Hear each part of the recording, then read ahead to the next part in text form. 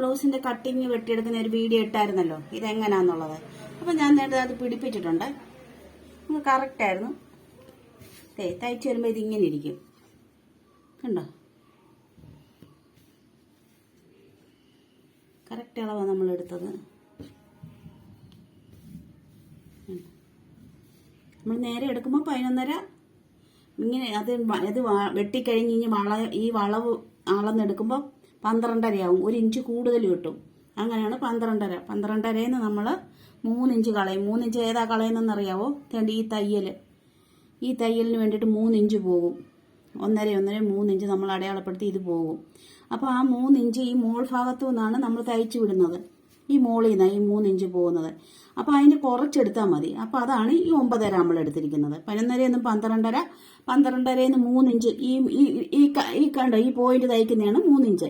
ഈ 3 inch point ശേഷം ബാക്കിയുള്ളതാണ് നമ്മൾ ഈ എടുത്തിരിക്കുന്നത് 9.5.